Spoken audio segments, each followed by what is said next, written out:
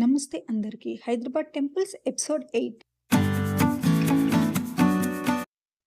200 years నాటి గుడి శ్రీ మురళీ మనోహర స్వామి గుడి. ఇది కిషన్ బాగ్‌లో ఉంది.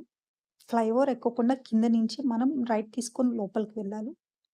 లోపలికి వెళ్తుంటే మనం కాశీబుగ్గ టెంపుల్‌కి వెళ్ళే దగ్గర రైట్ తీసుకోకుండా స్ట్రెయిట్ రోడ్‌కే వెళ్ళిపోవాలి. అలా స్ట్రెయిట్ ఎళ్తుంటే మెయిన్ రోడ్ మీదే లెఫ్ట్ సైడ్‌న గుడి ఉంటది మనకి. శ్రీ మురళీ మనోహర స్వామి.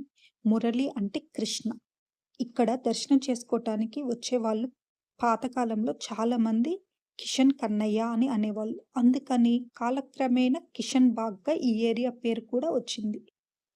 గుడి లోపలికి మనం అడుగు పెడుతుంటేనే డోర్స్ చూస్తే అర్థమవుతది. చెక్క డోర్లు, ఇంకా పక్కన కూర్చోటానికి బండ, అరుగులు అట్లా మొత్తం గోడలు కూడా రాతితోనే కన్‌స్ట్రక్ట్ అయి ఉంటది.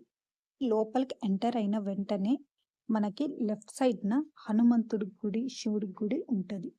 నార్త్ ఇండియన్ ఢిల్లీలో ఉండే పర్సన్ జాగీర్దార్ రాఘవ రామ్‌జీ అనే బిజినెస్ పర్సన్ ఈ గుడి కన్‌స్ట్రక్ట్ చేశారు. ఆయనకి కలలో కృష్ణ భగవానుడు కనిపించి, "నేను భూమిలో ఉన్నాను. నన్ను బయటకు తీసి గుడి కట్టు" అని చెప్పి ఈ ప్లేస్ ఆయనకు కలలో కనిపిస్తది. ఆయన ఢిల్లీ నుంచి మొత్తం తిరుగుతూ వచ్చి ఫైనల్‌గా ఇక్కడికొచ్చి ఈ ప్లేస్ నా కల్లో కనిపించినట్లే ఉంది. ఇక్కడేనా అని ఈ ప్లేస్ ల్యాండ్ ఓనర్‌తో మాట్లాడతారు. మాట్లాడి ఈ ప్లేస్ కొనుక్కొని ఆ తర్వాత భూమిని తవ్వి చూడగా నల్ల రూపంలో 5 అడుగుల ఎత్తైన విగ్రహం కనిపిస్తది. మన శ్రీకృష్ణ భగవానుడు. ఇప్పుడు కనిపిస్తున్నది హనుమంతుడి గుడి. పక్కన శివుడి గుడి. కిందన అంతా కోనేరు. కోనేరు మీద హనుమంతుడు, శివుడి గుడులు ఉంటాయి. ఇక్కడి నుంచి లోపలికి వెళ్ళాలి. స్ట్రెయిట్‌గా వెళ్ళి రైట్ తీసుకుంటే మనకి మన కృష్ణ భగవానుడి గుడి కనిపిస్తది. ఈ గుడి లోపలికి వెళ్ళటానికి కూడా మళ్ళీ రైట్ సైడ్ అన్ని చెట్లు. ఈ చెట్లను క్రాస్ అయ్యి ముందుకు వెళ్ళాలి. వెళ్తే లెఫ్ట్ సైడ్‌న మనకి పెద్ద దర్వాజా కనిపిస్తది. అందులో నుంచి మనం లోపలికి వెళ్ళాలి. అవి కూడా 2 చెక్క డోర్‌లే.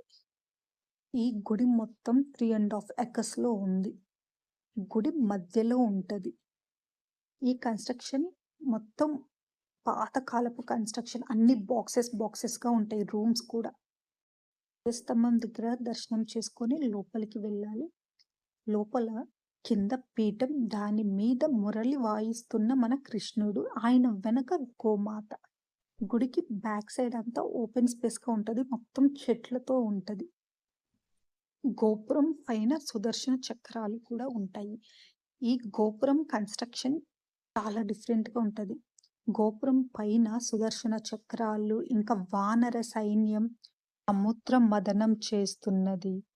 రామాయణం, మహాభారతంలో ఉన్న క్యారెక్టర్స్ అట్లా అన్నీ దీని పైన చెక్కి ఉంటారు. సంతానం కోసం గరుడ పూజ చేయించుకుంటారిక్కడ.